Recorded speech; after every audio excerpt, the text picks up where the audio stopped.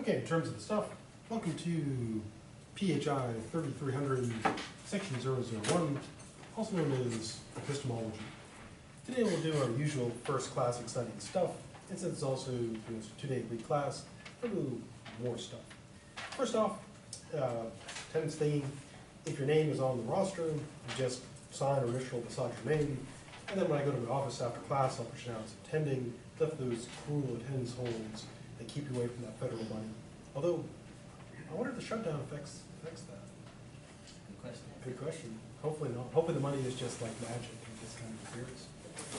If you're not here, I guess do nothing.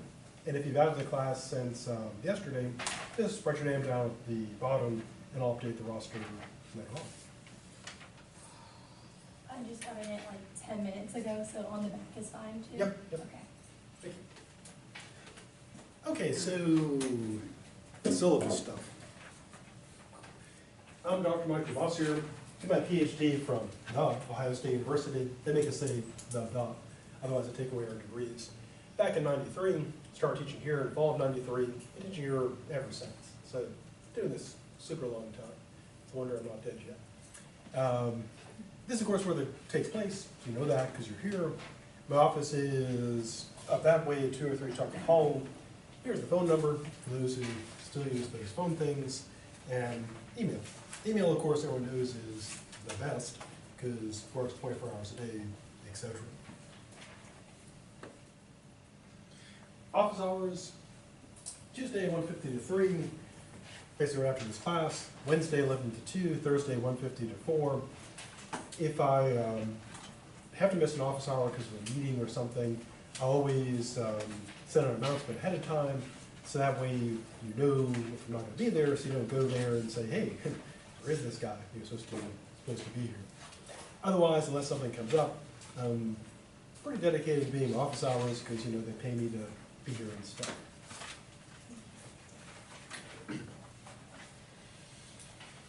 So, we now turn to the actual content thing. Now, in terms of the general question, what is epistemology? We'll get into that in more detail in just a bit. But the basic idea is this. It comes from the Greek episteme and ology. And of course, the ology is the easy part. Ology means what? Yeah, study or science. And episteme means knowledge. So literally the study of knowledge or theory of knowledge. So it's about what you can know, what you can't know, and what is knowledge, and all that implies. Now back when I was in grad school, epistemology was nearly a fatal class, fatal in the level of boredom you had to endure. And I remember very well sitting there around the table in the seminar, and they're talking about S knowing that P, and everyone's trying to chug as much caffeine as possible just to stay alive. It came down to that. But fortunately, Hollywood has come through for us in a big way. First, of course, there was movies like The Matrix and Inception, which are all about epistemology. How do you know the world is really real for real? How do you know you're not in the Matrix? Or how do you know you're not in a dream within a dream within a dream, within a turkey, within a squirrel, within a salmon, within an acorn, within a banana slug? How do you know that? Well, you probably do, but there we go. And then other shows came out, like The Good Place, which is actually a show all about philosophy, fairly successful, which is surprising, which is basically about ethics and epistemology. And then, of course, the show Legion, is also about epistemology. And so there are all these shows about epistemology that have been very successful. And I was like, thank you, Hollywood, for coming out with, making epistemology much less boring. If only it had been there when I was dying in grad school. So thank goodness for that. So you've already seen, movies like The Matrix or Inception or shows like Legion or Black Mirror or The Good Place. You've had an experience in high-budget, well-written epistemology. None of that sugar here. These are our effects, and they're not very special, I'm afraid. Now we'll begin in the beginning, looking at our good dead friend Plato, who really kind of got the ball of epistemology rolling along through history. And of course, Plato was going up against and motivated by the sophists, which are still around today. We'll see these are the folks who believe that there is really no truth, there is no good, there is no evil, but you still got a lot of time to fill up before you die, so what do? And the answer is, get success. And Plato thought that was terrible, so he spent a lot of time trying to say why these guys were terrible. And now they're in charge, so it didn't work out so great. Now another foe of Plato, and a foe of all people who believe that we can know stuff, is of course the skeptic. And the skeptic says you can know how much? Well, probably little or nothing. And so one of the main enemies of people who claim we have knowledge are those who claim we don't. And so crudely put, kind of the two big sides are people who say, we can know stuff, and people who say, no you can't. Can we know that? No you can't. And that's how the battle goes. And then of course it breaks down into various subgroups. So we'll begin with kind of the beginning in terms of how it all got started, and we'll see how it's relevant today. Next, we'll turn to essentially the problem of the Matrix, Inception, Legion, Black Mirror, Good Place, etc., which is this. How do you know what you're experiencing is really real for real? How do you know it's not just an evil demon beaming this into your mind and deceiving you? Like in the good, well, sorry, spoilers there. How do you know it's not a computer beaming in signals into your brain like the Matrix? How do you know you're not in a dream within a dream like Inception? And people like Descartes and others have tried to beat this problem. Descartes is the one who really got the problem going. He came up with that evil demon and basically has been ruining things ever since. We'll look at two of the kind of big theories in epistemology, foundationalism, started by our good dead friend Descartes, and that's the view that there's some things we just know to be true. You can't doubt them, and everything is built from them. And the coherentists who say, yeah, that doesn't work like that, but as long as all your views cohere together to form a coherent whole, you can know stuff. And we'll see why they both fail terribly. Then we'll go to our good dead friend John Locke, who essentially argues, yeah, you can't really be sure, but you can know that standing in fire hurts a bunch. So whether it's real or not, it doesn't matter, you shouldn't do that. And then look at David Hume, who says, let's go get some beer. Lots of beer. He liked beer. Didn't get to be a Supreme Court judge, but he did like beer. And he's dead, probably because of the beer.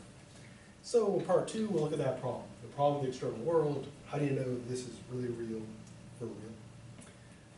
Part three, we'll look at the a priori, also standards for the criterion problem, and of course, the dreaded Gettier problem. Now, one of the big battles we'll see, so again, kind of the two dividing sides are those who say we can know stuff and those who say no you can't. And the people who say they can know stuff, they also split up. They also turn against each other.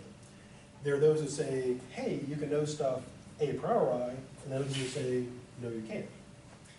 A priori knowledge is knowing about the world by pure reason. They get to sit there and think and know what is real.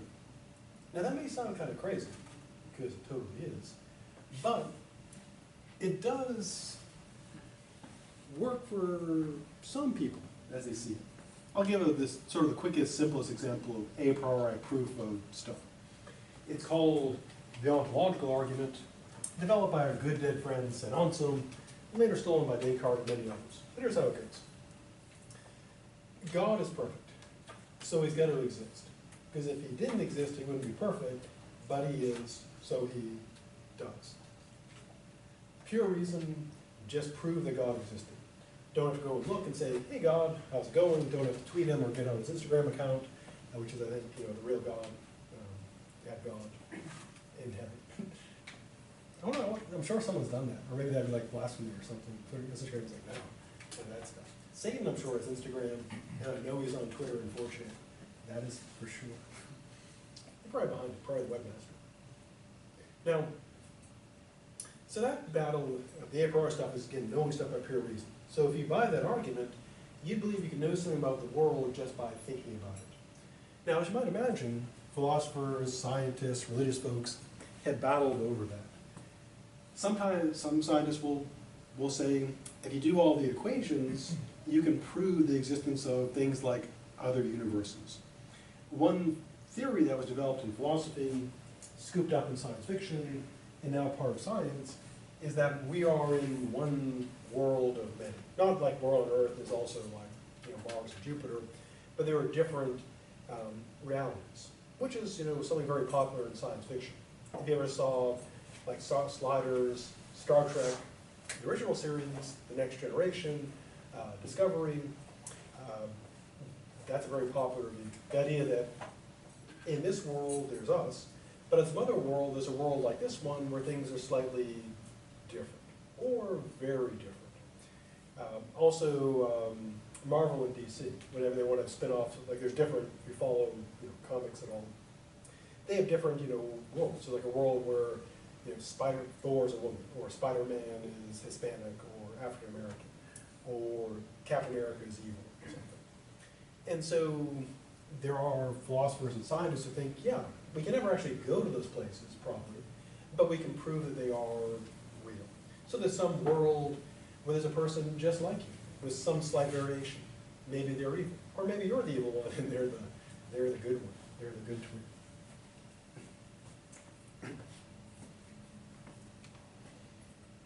Which is going to be kind of a funny episode where people realize, hey, we're not the good guys. We're in the evil universe. Now, the a priori guys we'll look at will be our good dead friend Leibniz, and also our good dead friend Kant. And Kant is considered super important by people who build a whole career around saying Kant is super important. Then we'll go to this guy Chisholm, who is dead, but recently dead. Not super recently, but still pretty dead. He developed what's called the problem of the criterion, basically stealing it from Descartes. And the idea is this. One problem we'll see running through epistemology is that problem. How do you know that you know? So like suppose you say, I know this thing. I know that, or like in politics, people claim they know that someone is honest. Like I know that President Trump is telling me the truth, or I know that he's lying. And a fair question is asked, well, how do you know? What's the standard? If you give a standard, like someone says, well, I can tell by, the sincerity in their eyes or their body language. And then a fair question is, how do you know that actually works? How do you know the standard gives you truth? And then you have to say, well, here's how I know that the standard works. And as you can see, that's heading towards a problem because the skeptic will always say, how do you know that standard works? And if you give a standard, they'll say, how do you know that standard works? And if you give another standard, they'll say, how do you know that works? Which is why probably David Hume started drinking a lot. Then we'll turn to the classic Gettier problem. He's a guy who wrote a single super short paper in the 70s that essentially revolutionized epistemology for quite a while. And we'll take a look at that. Then we'll look at externalism and internalism, two more of the major theories of epistemology. Then in part 4, we'll look at the problem of induction, ethics and epistemology, and other minds. Now, in addition to the problem of the external world, which is about, is this really real for real, there's also the problem of, if you think this is real, there's a problem of, when you encounter other beings, how do you know that they think and feel like you do? That they have minds? Now, in some cases, of course, this is pretty abstract. So when we encounter other human beings, we could raise the abstract question, how do we know that people really think and feel, and not just, Terminators or whatever? But it quickly becomes a very practical question in a couple of ways. Now, the most pragmatic and practical thing is this. You may not have doubts other people think and feel, but you probably have wondered when someone tells you something, are they really telling you the truth? Is what's coming out of their word port, is that what matches what's actually in their brain or their heart? So if someone says that you can trust them or they love you, how do you know they're really feeling the feel or thinking the thought? And the answer is, of course, you never know. Because betrayal only comes after trust. And it's, if it's real betrayal, it's unexpected.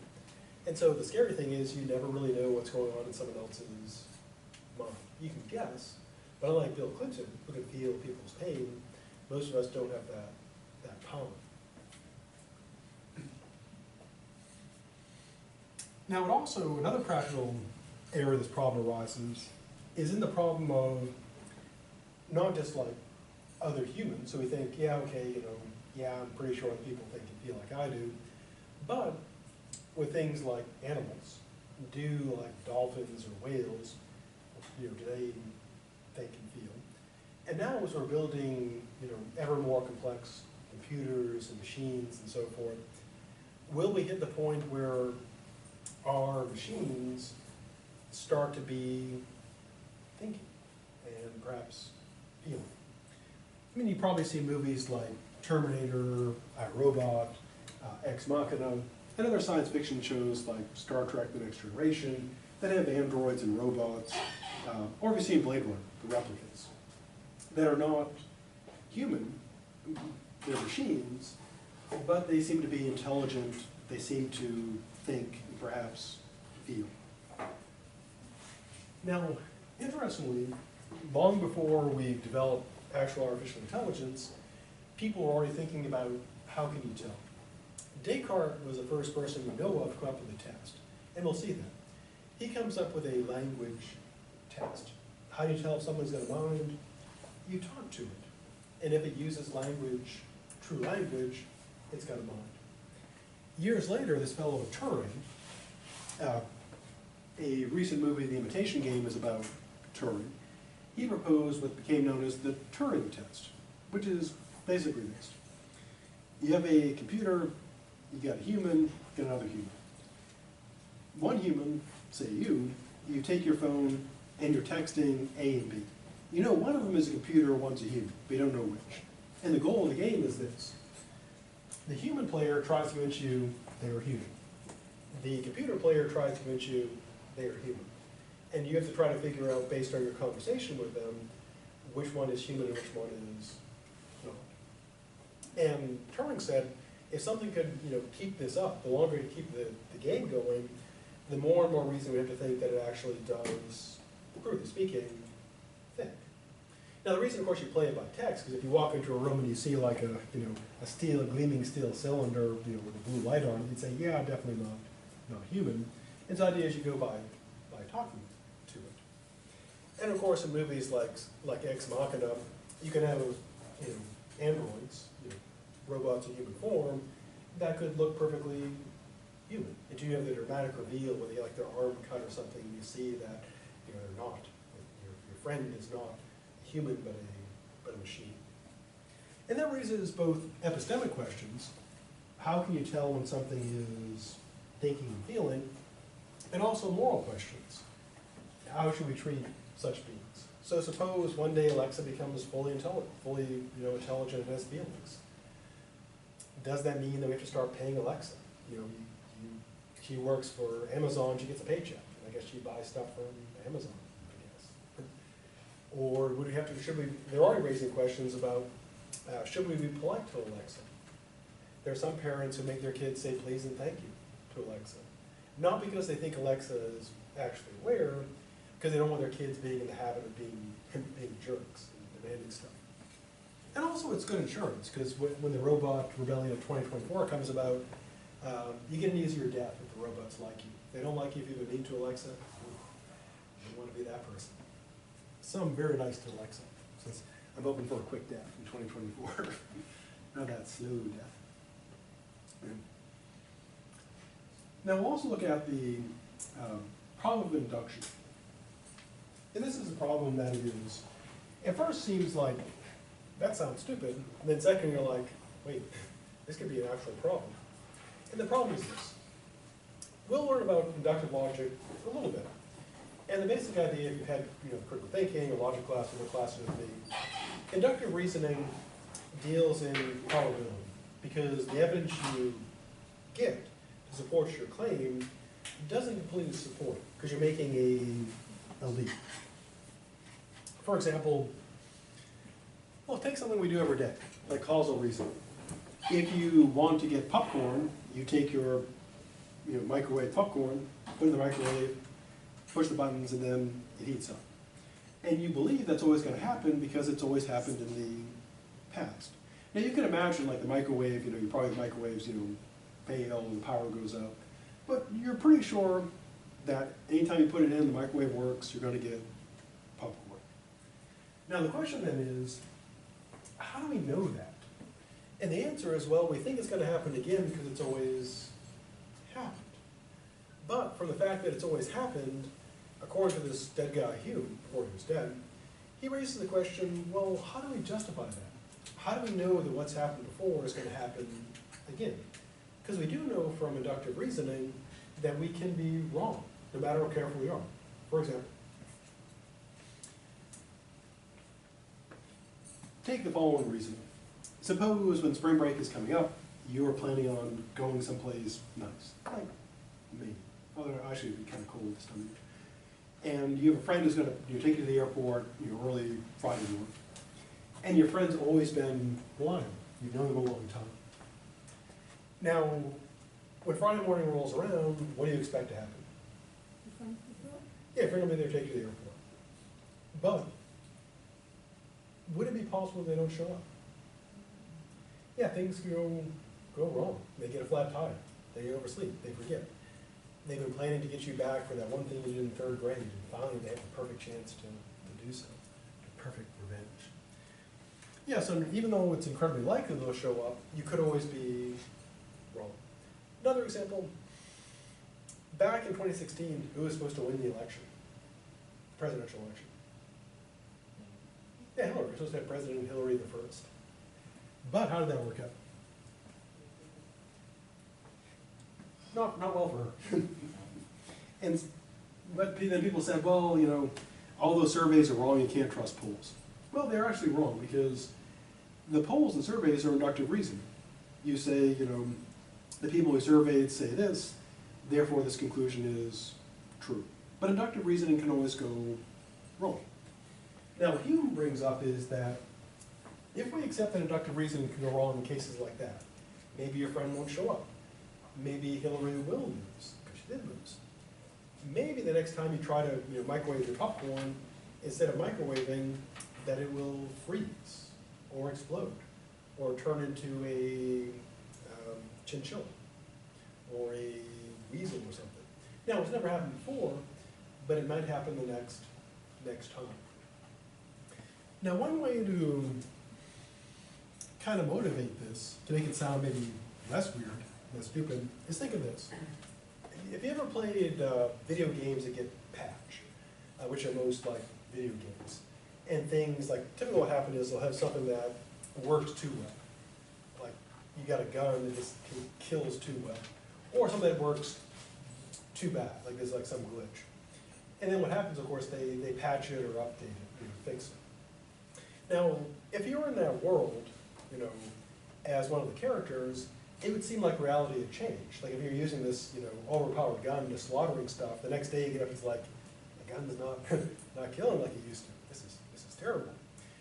And so you can imagine maybe reality works like that. Maybe that God has patches. He's like, that's not working out too well, I'll patch that. And tomorrow he might patch something. Maybe something's not working terribly well, and tomorrow God says, well, you get your updates, like now herpes is no longer a thing. Or AIDS, bad idea, removed in patch 2075. Like, ooh, great. And so we can imagine, just like in a video game, there are patches and changes, and the rules change, and it seems all different. Maybe reality could work like that. You wake up the next day, and the rules are different somehow. Then we'll finish up looking at the ethics of belief itself, namely, are there moral requirements to believing stuff? A good example is this. Do we have a moral obligation to not be, say, willfully ignorant? Take politics, for example. Do we have an obligation before voting to actually learn the truth about things before making decisions? Do we have to do our homework before voting on an amendment or voting for someone? And it would be wrong to simply take a candidate on their word that they're going to do, good stuff that they're telling the truth. And we'll look at those questions. That's the breakdown for the class. Part 1, Part 2, Part 3, Part 4. It's all about stuff we know. Now the good news about the readings is they're all in PDF on Blackboard, so zero cost. And as usual, there's a choice between having you buy a $130 anthology or getting the same stuff for illegally. Legally, you know, everyone in here is like dead enough, or me, who's not dead, but I own the copyright, so I can use my stuff. Eventually I'll be done, so someone else can use it. But hopefully not today. Now, so what's the actual grade stuff? How do you get the score? Well, if you had a class I did before, they use the same structure, because obsessive repetitive disorder. There's one paper, because it's, you know, philosophy, and there's one, and it counts. It's 30% of your grade. There's also a total of 5 exams, of which 4 count. They're 40%. The exams, there's 1 exam per section, 4 sections, plus the final that covers everything. The 4 standard exams, they each cover just their own part. So part 1, exam 1, part 2, exam 2, etc. And each of those standard ones is 50 questions. So 25 true false, 25 multiple choice. And they're just about the stuff. The writing stuff comes in on the paper. Now, the 4 to 5 counting works like this. Your best 4 to 5 exams count, which gives you a couple options. Option 1, once you've done the paper, many quizzes you wish to do in the 4 exams, you look at your overall grade, and your overall grade is your real-time grade in Blackboard. It's what you'd get at that moment if you said, I am done doing stuff, I'm doing no more stuff. That's a grade that would be your final grade. Now initially, if you go and look there now and you haven't done any stuff, your initial grade is going to look terrible, because Blackboard is pulling a 0 for the paper, because I haven't graded it yet, 4 0 exams, and 10 0 quizzes if you've done it. So it's pulling a stack of zeros, but a stack of zeros is 0, because 0. Now, but once you've done the paper, quizzes, and 4 exams, you'll have enough stuff in there so it's not hopefully pulling any zeros. And you can look at your overall grade and decide, do you need the final or not? And here's how you tell. If, once you've done all you wish to do except for the final, if your overall grade is an A, you're done, because you can't get any more A than A. There is no like A plus or triple A or double A. So you'd be done. If your grade is less than an A, and not yet what you want it to be, you get the grade estimator, available in Excel or Google spreadsheets, put in your paper, best 3 exams, your quiz grade, and then put in a hypothetical 100 for the final. And that would tell you what the final could do if you get a perfect score. And of course you can adjust. You can put in, what if I got like a 70, what if I got an 80, you know, etc. And if taking the final could improve your overall grade by a letter grade or more, then taking the final could be worth it, if it's, you know, however it fits in with your other, you know, classes, etc. So if you do the 4 exams and you get your overall grade and you're like, I'm done, you are done. The final is already scored right now as a 0, so not taking it can't hurt your grade. So right now, everything you haven't done is treated as a 0, and as you do stuff, of course, it gets treated as that score. And so once you've done the 4 exams, the paper and the quizzes, exam 5 has been graded as a 0 already, so it's already treated as if you haven't done it. Now if you do it, and it's better than one of the other 4, it counts. If it's worse, it gets dropped. So taking the final can never hurt your grade. In fact, doing more stuff can never lower your grade. At worst, it stays the same. At best, it improves it. But again, before doing exam 5, it's a good idea to check to see if you actually do anything, unless you actually just like taking exams. So the exams are on Blackboard. The standard ones are 50 questions, 25 true false, 25 multiple choice, each one just about its section. They have a timer on them of 1 hour. Once you start it up, it's like going to the movies. Once the movie starts up, you can walk out and get popcorn or whatever as you desire, but they don't stop the film. It keeps going. So if you leave an exam and come back 40 minutes later, you'll have 20 minutes left on the exam. So only take one when you can commit to taking it. The final, that's 2 hours, covers all the things, and is 100 super fun questions. Again, the final is there basically to help you. It may not sound like that because it's like 100 questions, etc. But it gives you a chance, if you have a bad exam, to replace it. So the exam, taking the final can never hurt your grade. At worst, it leaves it the same, and it can, it can improve it. So the final is there, weirdly enough, to help. Like it's like from the government, it's here to help. Except it really is. Quizzes. There's a bunch of quizzes, and the quizzes live in, like, each section has its own quizzes, like a bunch of them, and they're all the same structure. 5 minutes on the clock, once you start, timer goes, and they're all 5 questions, true or false. And each quiz will say on it what it's about, and they're all about their, part 1 quizzes are about part 1, and they go in the order of the readings. Now, there's a whole bunch of these, and the best 10 of them count, and they're 30%. Now, Blackboard is set, the way I set the grading to avoid like needless terror. Again, your overall grade is calculated like this. Blackboard pulls your paper, that's 30% of your overall grade. Again, right now, I haven't graded any papers, so 0. The exams, it pulls the best top 4 of those. I don't think anyone's done any yet, so 4 zeros. And the same with the quizzes. Pulls the best 10. And if you haven't done any quizzes, it's again pulled 10 zeros. Now as you do stuff, it'll start pulling those grades. So once you do like a quiz, it'll pull that grade in. And you'll see your overall grade is not your average, but your overall grade. It's like, to use an analogy, it'd be like if when you're working your job during the week, you could see like your pay bar, and it's gradually filling up. And so if you just like stop working, your pay bar is not going to move up anymore because you're not getting more pay.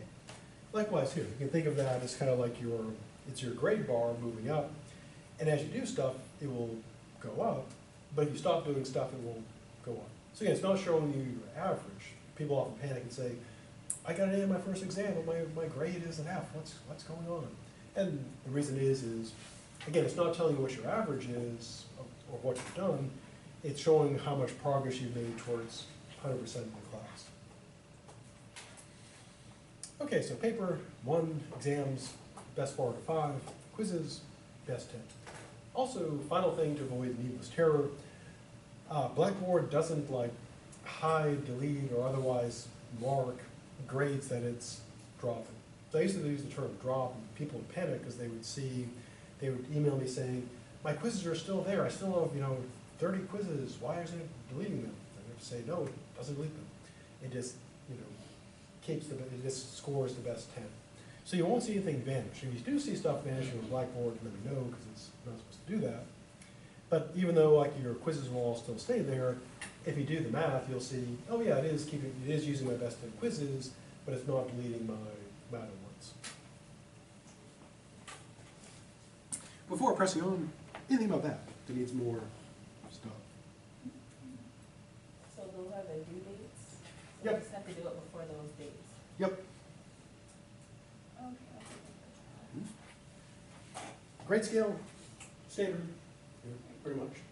There is no, I remember when I was a student, some psycho professors would have like fixed numbers of people who could get stuff. I'm like, that's psychotic. It's I don't do that. So in theory, everyone can get an A. Also in theory, everyone can get like an F, but generally doesn't happen.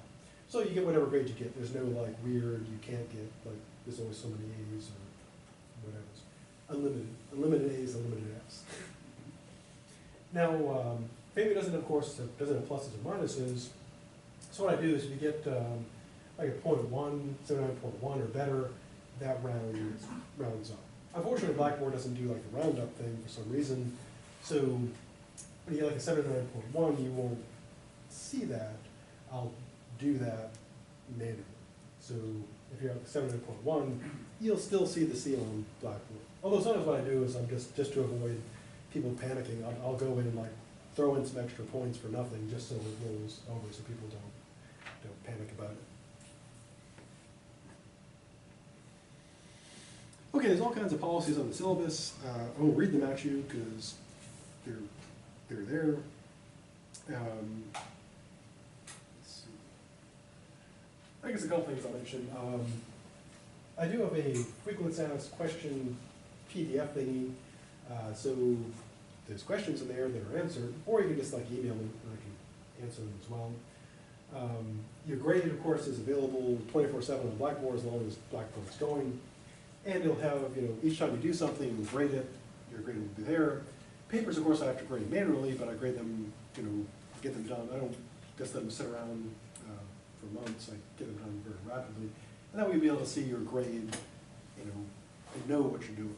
So in this class, you'll never not know what your grade is. The only exception being the paper, because it'll take me, obviously, a little time to grade them, but you'll always have, the grade on Blackboard, the overall grade will be updated all the time, and every grade is visible. So if you're wondering how you're doing, you'll always know exactly how you're doing, which is good or bad, depending.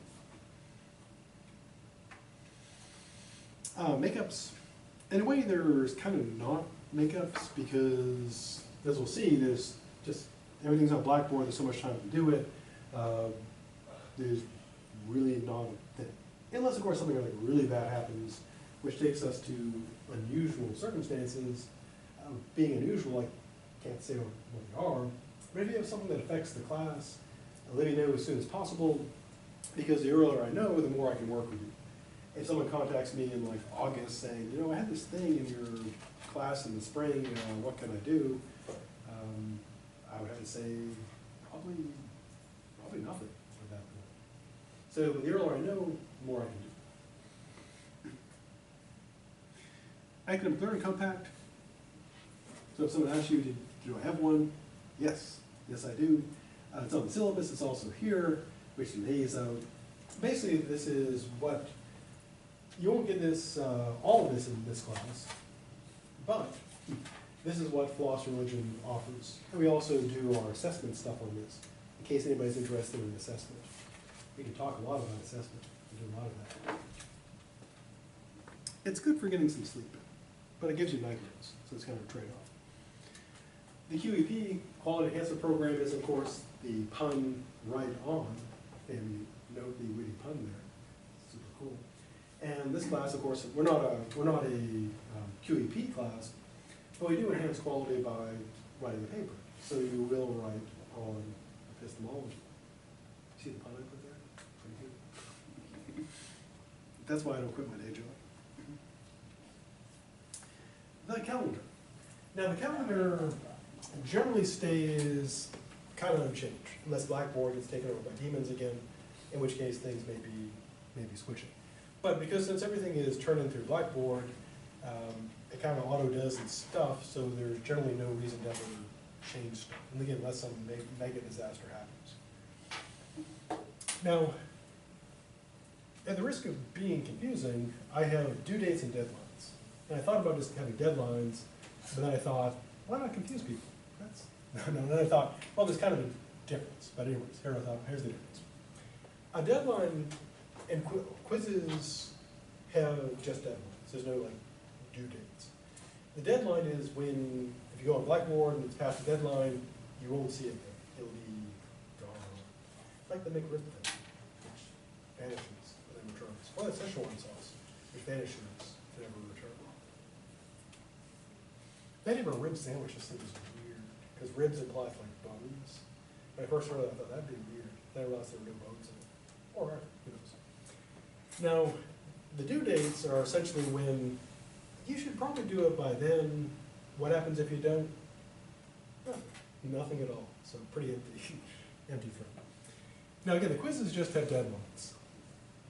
There's, oops, this is from the fall semester. I knew I was going to make a mistake, so I have the correct one here. That's the doom of copy paste. So here's the correct one is on the syllabus is correct. That one is for my PowerPoint slides. For some reason I had a feeling I was going to screw that up, so I wrote this on the board. Like I didn't have the feeling to correct it. I had the feeling to put this up there. So half good. So quizzes part 1, deadline February 1st. So you can do them whenever you want. If you want to be like doing it dangerous, you can go like at 11:55 and start cranking out quizzes. As long as you haven't done by 11:59 p.m. February 1st, good. The exams, the due date is when we finish the section. The class is broken into 4 parts, and so every 4 weeks. Now, with the exams, to avoid having to mess around with like makeups and stuff, God, this used to be such a nightmare for everybody. What I do is, the exam, you have another month after we finish the section. So instead of like having makeups, you kind of have your own makeup baked in. So can't get the exam done within the, after that 4 weeks, you got another 4 weeks to do it. Whole other month. As long as you get it done within a month of us finishing that section, you're fine. So exam 1, quizzes part 2, March 1st. Exam 2, quizzes part 3, April 5th. Exam 3, exam 4, quizzes part 4, April 26th. Now, exam 4 and 5, there's no like extra month, because that would take us into like May, so when the semester's over. So the 2 exceptions are exam 4, it just deadlines then. And exam 5 just deadlines on May 2nd at noon. But for exams 1 through 3, you get that extra month. After we finish it, you have an extra month to do it. All the stuff's on Blackboard. Like I said, you can do it anywhere you have internet access, and just as long as it's done by the deadlines, that's good. Paper. The due date for the draft is, again, it's a due date, so it's essentially, if you really need a particular grade in the class to graduate, keep your scholarship, avoid whatever, that's when you probably want to do a draft. Especially if you've never done a philosophy paper before, because they're quite a bit different from like an English paper or history paper. It's a different type of thing.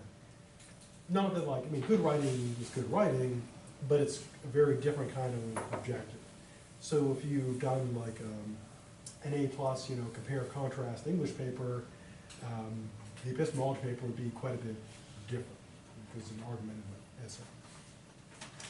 Now, if you want to do a draft, the deadline for it is April 4th, and what I do if you do a draft, I give it to me, drop it off in office hours here in class, but drop envelope, and if you get it to me early, I type up comments, because my handwriting is terrible, and then get back to you, and the tentative evaluation on it, and then you can either revise it or just turn it in. And you can do as many drafts as you want until you just get sick of the process and say, I'm done. Or you get the grades you want, you just upload it to Blackboard and you're done. Or time itself ends on April 4th. Now, people often ask about extra credit, and the one extra credit in the class is this. If you turn the paper into Blackboard by 11:59 p.m. on April 9th, you get your base score on the paper plus 5. So I grade it, and then push the grade up 5 points. Now, Blackboard doesn't allow for like score plus 5, so you won't see like 83 plus 5. You'll just see 88. So you just get a grade, but there'll be the plus in there. If you don't want the 5 points, you can exchange them for an extra week for the emergency deadline. This is in case things go wrong. So rather than mess around with things like excuses, notes, etc., everyone gets a free week. Well, not entirely free, because nothing's free. But you have a choice between the plus 5 for being on time, or the full credit to get the extra week. So April 16th, the paper's in by then you get your base score. No penalty, but just no bonus. April 26th, desperation deadline for half credit. So plus 5, full, half. No, you only do one. Like you don't, you wouldn't get like half and stuff. So that's the calendar stuff. And again, if there is a change, which has never happened, I'll let you know as soon as I know. But again, since everything's on Blackboard, there's no, unless Blackboard gets possessed by demons again, then there's no reason to change that.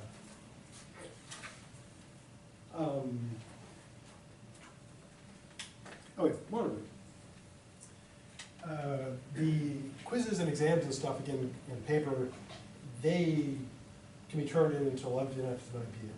But I don't stay up that late because, I'm like old and stuff. And so I stop monitoring things if I, typically I'll stop like around 5, unless I have like a, night class that day, which is always a night class. So if you're doing stuff after 5 on a deadline and you email me, then I might not, if I get it, then I'll do something, but if I don't get it the next day, then it will be too late. So you do have until midnight to do stuff, but like I said, I'll stop. I won't sit there, holding my phone until midnight in the off chance that someone's gonna email me. And so after 5, you're kind of on your own in that regard. So at your own risk. Oh, if something does go wrong, Blackboard has pretty good error system. It doesn't fix errors, but what will happen is if something goes wrong, I can check the attempt and it'll have red text saying something went wrong. Now I have 2 buttons there. Well, I also have the OK button, but I have 2 options. One is submit the grade. The other is, excuse me, is clear or reset the attempt. Now my default, if you don't say otherwise, will be to reset it. So if you email me, and be sure when you email me to include your name, so I know who it is, the class, Epistemology, because I have 3 classes, and the thing that went wrong. And what I'll do is I'll go and look, and I'll see is there the red text of problem, and my default is just hit reset, and then it clears it. Now, in some cases, you may not want to clear the attempt. For example, suppose you're doing exam 3, and you get to question 49, you go to take question 50, the demons of Blackboard strike, crashes out, and you've got an 85 on the exam, the score. And you're like, I really don't want to spend an hour going through that stuff again. In that case, just email me and say, yeah, my thing crashed out, but no, please don't reset it. I don't want to do that again. Just hit the submit button. In that case, I will. But again, my default, if you just say, hey, I have a problem, and I check and see a problem, I'll hit clear attempt. If you say, hey, don't clear it, just send it as it is, 'cause I don't want to redo that thing, then I'll do that option. But be sure to let me know, because otherwise my default, if you say nothing, default is reset.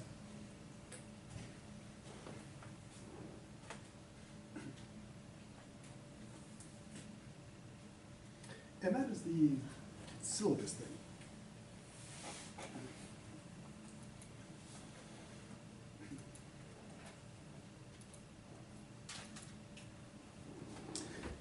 Now, I already sent an announcement about it. I'm on all the committees for some reason, and so I have to go to a lot of meetings, and I've done my best to arrange them so they never fall on class times. And currently, I have no meetings scheduled during class time. There are convocations during some of my classes, but the meetings. And I already, the ones I know about, because we're on ILAC, GIAC, and some others, I put those in the announcement. And as things come up, because I'm on 3 other committees that haven't had meeting times set yet, as soon as I know about those, and when they meet, I'll post those as well. That way you'll know when if it overlaps with office hours, when I won't be there. So you don't come by and say, hey, where's this guy? Also, I posted stuff about the assessment credit being clever, but not really. And people may wonder, what is that? And I heard, in the assessment credit, 2 main things. One, it can only help your grade, can't hurt. Secondly, the reason why I do it is because I have to fill out assessment for my philosophy of religion degree, which goes into the system, which is how we get money from the state. I also have to do it for the General Education Assessment Committee, which is how we get money from the state. And I also do it for the Institutional Electoral Effectiveness Committee, which is how we get money from the state. And so in terms of like, why should we care about the assessment? Well, two reasons. One, you get grade improvement from it. And secondly, it's how we get money from the state. So the better FAMU does, the more money we get for classes, financial aid, scholarships, and stuff. Now, for this class, there'll be two main assessment things. One will be a survey at the end, for which you'll get basically like a free quiz grade. There's also the Argument Basics Assessment Instrument, because people love acronyms. And this is designed to test what you know about arguments. And so the pretest is to see what you know coming into the class. And so just take that thing, see how it goes, and then there'll be one at the end to see what effect, if any, the course had on your ability. And they're short, because I know no one wants to do assessment. And like I said, the incentive to do them is, one, I gotta get data, but two, from your standpoint, the way it works out is based on how many people do it, how it's done, how honest it is. There's a system for calculating how much everyone gets on as a bonus to their grade. And so I can't reveal that, because then people would game the hell out of it, because I know I would. I'd be like, I do this and this and this, and get all my points and min-max and stuff. But there's a consistent system applied to everybody, so no one gets like extra points or anything for just, having like a blue shirt or something. But like I said, doing it always results in, increased, better grade. So that's your incentive to do that stuff. Because it'd be unfair to expect you to like do stuff for nothing. If you go to grad school, that's when you do that stuff. Or when you start your jobs, you'll be doing a lot of stuff for nothing. Okay, since we still have time to fill, and you paid all that fine money to the university, we go on to the first of the stuff. So before going to the first of the stuff, anything on the stuff so far that needs more stuff? I use the word stuff a lot, so I guess I'm worded on that. So as we saw in the ancient days of the start of the course, epistemology is the study, the science, the theory of knowledge. And of course we go around the term to know. So what do we mean by to know? Well, according to the epistemologist, people who do this stuff, there are the following types of knowledge. First is knowledge by acquaintance, which is you know something or someone. It can be literally an acquaintance. Like, I know my neighbor, or I know people in my class, my acquaintances. Second is what's called competence knowledge. This is basically what we'd call like skills. So you know how to do a particular thing. Like you know how to do math, or you know how to ride a horse, or you know how to do calculus or use Excel. The third type, and this is the one philosophers tend to focus on, is what's called propositional knowledge. Now in this case, a proposition is not like a proposition like, asking someone for something. A proposition in this case is a statement. It's a claim that is either true or false. And so, it'd be a propositional knowledge, you know that, insert proposition. So you know that, cats are mammals, or you know that 2 + 2 is 4. Now again, as I mentioned, philosophers tend to obsess about this somewhat. They believe that knowledge is about propositions. Now, as you might imagine, philosophers, not entirely stupid, so they're aware that there's other types of knowledge, but they tend to like this, because it fits more in with like logic and, so forth. So the overall question though then is, what is it to know stuff? So, people who do epistemology kind of define what they do with these 3 big questions. And of course, there's an infinite number of possible questions, but these are three of the big ones. First one is this. So if you're wondering, what is epistemology? One way to answer that question is, well, it's defined like any science or theory by the questions that it tries to answer, the questions it asks. Question one, what is knowledge? Question two, can we know anything at all? Question three, if we can know stuff, how do we get that stuff? Now, kind of the starting point, because you always get to a starting point, otherwise we'd be talking in circles forever. The general assumption going way back to our good dead friend Plato is that knowledge is defined by these three qualities: justified, true, belief. It's known as the JTB model, because justified, true, belief. Now, I mentioned that the guy Gettier, I think he's dead, before I check on that, he kind of blew this up and said, nope, that doesn't work.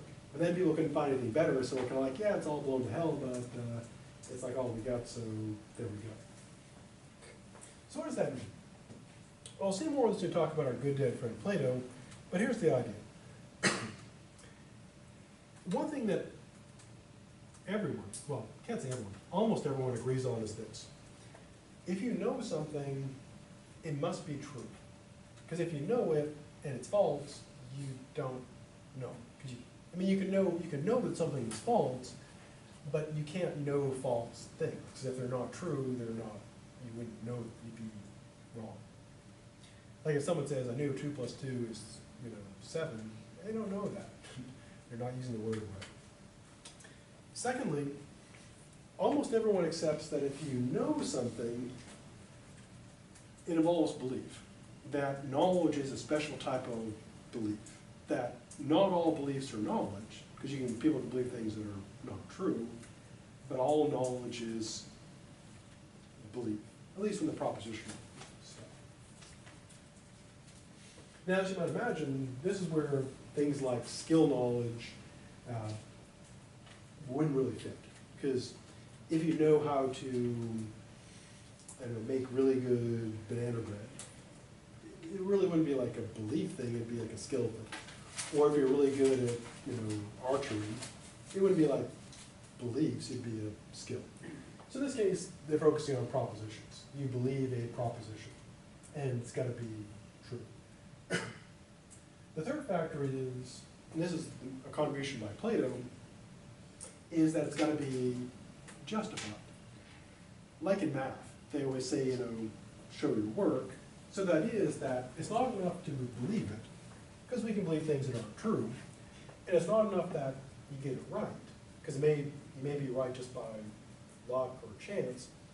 It's got to be, justified. You got to believe it in the right way for the right reasons. And so pretty much all epistemologists say, yeah, it's got to be true. Yeah, you're going to believe it. And this is where they really fight. What is it that justifies it? What is it that makes believing it, something true, go from just getting it right to really having knowledge? Now, there are many cases where people believe stuff where it's not knowledge. Obviously people are just wrong. And there are cases where people believe things that are true where we wouldn't say they know, they just got lucky. They were just, they really didn't know, they just guessed right, for example. They had like a hunch or something. So that's kind of our starting point, sorting out this justification stuff.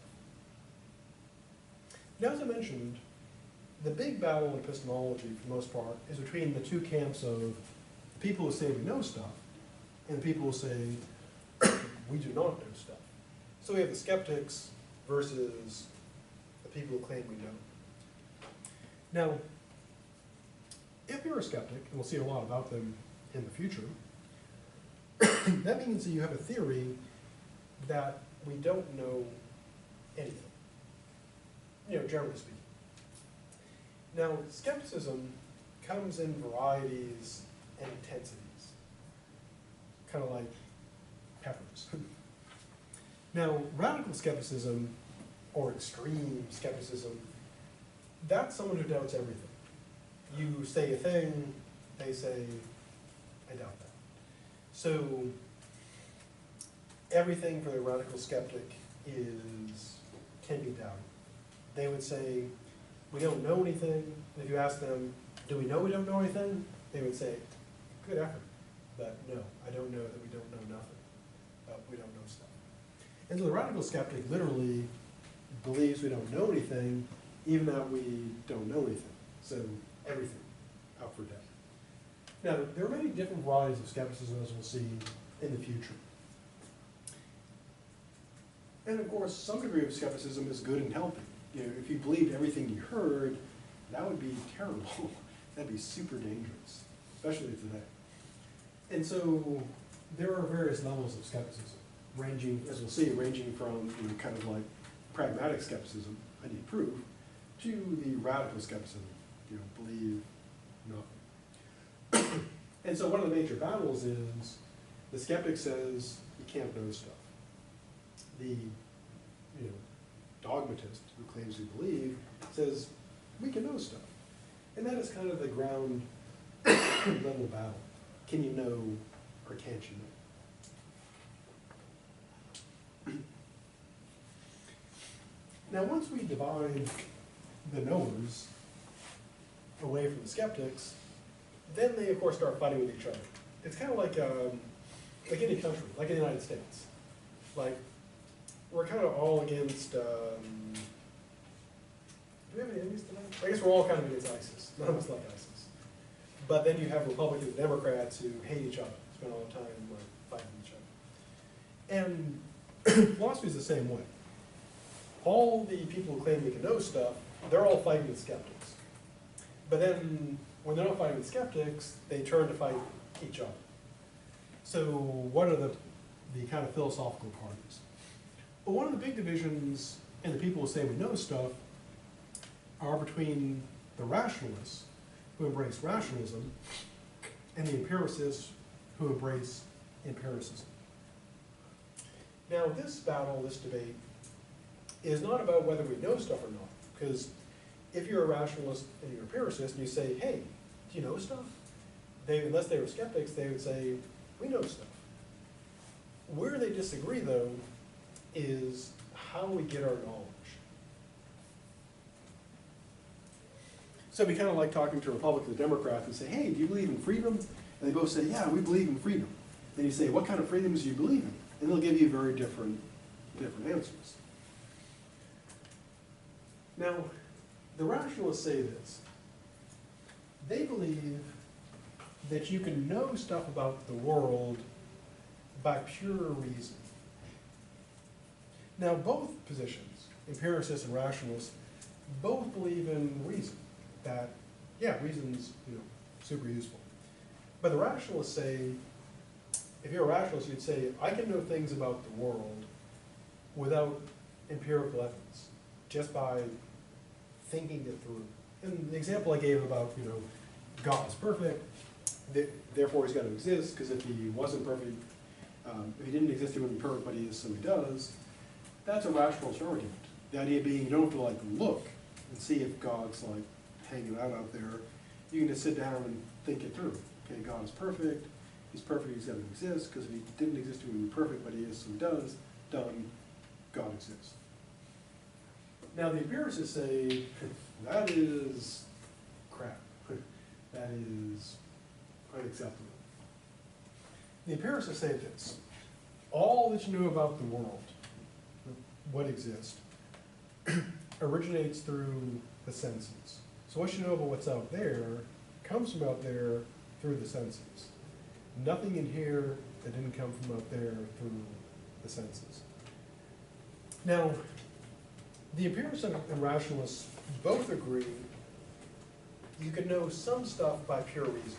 For example, suppose you had a rationalist and an empiricist, they walk into a bar. And the bartender says, hey, do you believe that 2 + 2 is 4 by pure reason? The rationalist would say yes, and the empiricist would say yes as well. And if they asked, if the bartender asks them, the person down there says they're a bachelor. If they're a bachelor, are they unmarried? The rationalist empiricist would say, well, yes. If they are a bachelor, they would be unmarried, because that's by definition. And if they ask them, do triangles have 3 sides, they would say, yes, of course they have 3 sides. I can know that without looking. Now, where they disagree is, again, about what exists and what doesn't.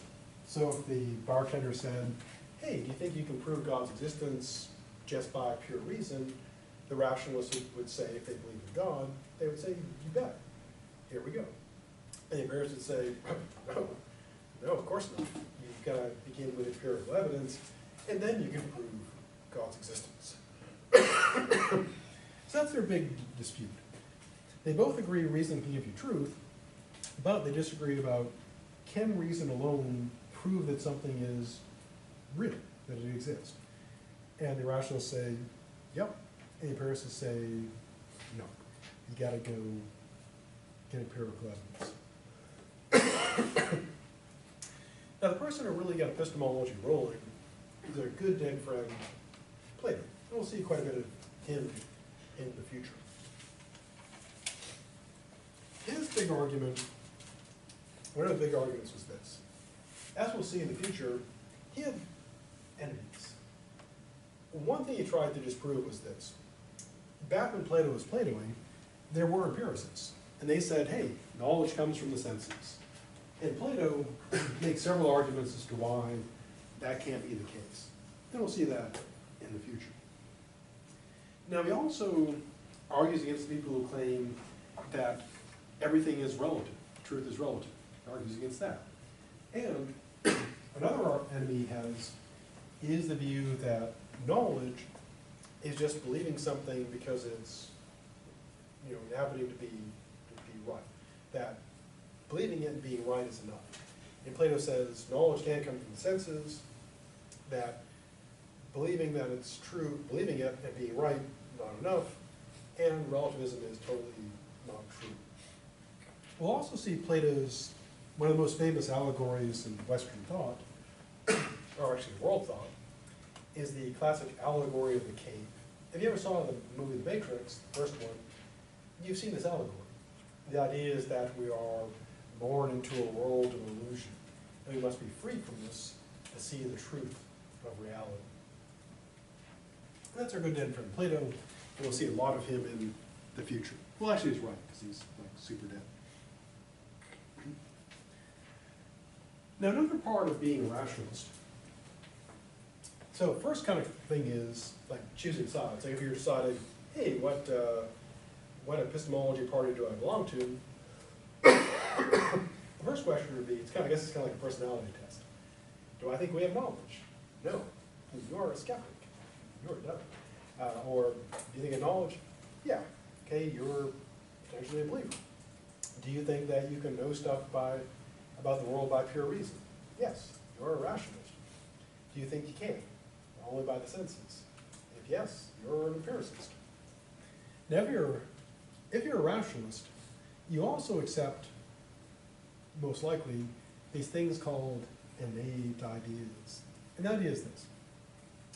Another big debate between the empiricists and the rationalists, in addition to how you know about the world, is also the question of what's in here before experience. Now, the empiricists say you are born a tabula rasa, a blank slate, that the mind is empty. Empiricists make that claim. So how does stuff get in there? Well, I'll use a metaphor. Back in the ancient days, the early days of computing, one of the early affordable computers was the VIC-20 and the Commodore 64. Occasionally you can still find them. They were actually a really good computer. And it had 64 kilobytes of memory, not gigabytes, definitely not even megabytes. And when you got it and plugged it into your TV and turned it on, you would get a screen and a cursor, because There was nothing in there. It was just a computer ready to compute.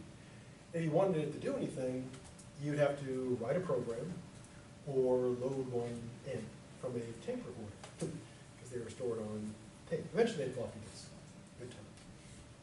Now if you're an empiricist, your model of the mind would be like those old computers. Yeah, I mean, it's got all kinds of hardware, it's ready to go, but, you know, when you first boot up, you're like that Commodore 64. You've got a blinking cursor, and there's nothing in there. So the empiricists say is, as you experience stuff through your senses,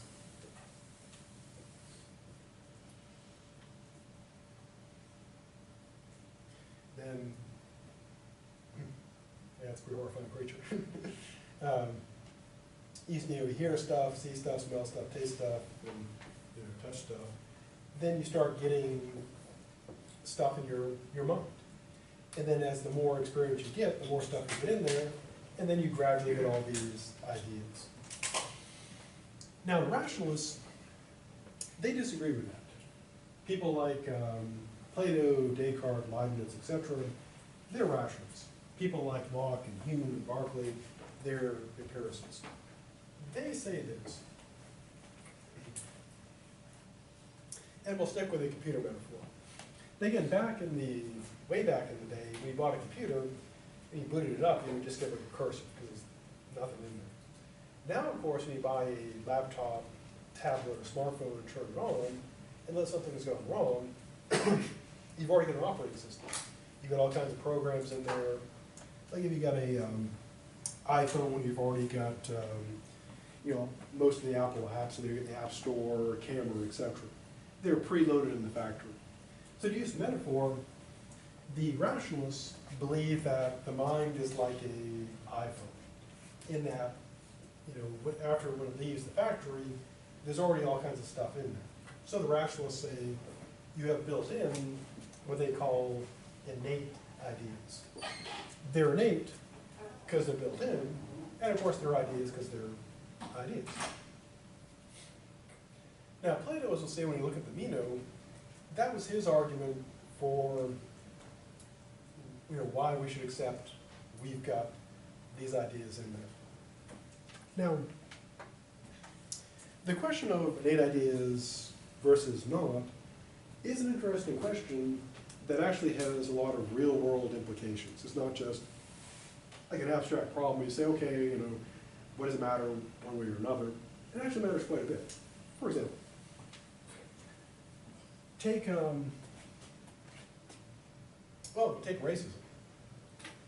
Some people take the view that racism is built in, that people just are racist. And so you've got it's like if we're an iPhone, everyone's got like some kind of racist app in there. I guess some people get like the white supremacist app, some people get like kind of racist. Everyone's got like some kind of racist app in there. And so if these things are built into us, then we're pre-stocked. Maybe you could delete them later, or maybe just like not touch them and not like fire them up, but they're always kind of there. And so if they have innate stuff built in, that has implications for things like racism and sexism, etc. Do we have like these racist, sexist ideas built in, or is it something that's not in there that we pick up from the outside? So if you weren't able to like not teach kids like racism and sexism, they wouldn't be racist or sexist. And that's a very practical question. Namely, how do we get people not to be like white nationalists or racist? Also, another example, conceptions of beauty. One of the kind of eternal debates in aesthetics, theory of art and beauty, is beauty something that is objective? Is it subjective? Is it learned? Is it set by society? And one question people have brought up is that question. Do people have a built-in conception of beauty? Or do we get kind of programmed by society to accept a certain account? And the answer lies in the future. Time is running out. So next time, more stuff. If you didn't get a chance to, be sure to sign the roll. If you added the class recently, be sure to put your name down there at the bottom. And whoever has the last, get back to me so I can lift all those pencils.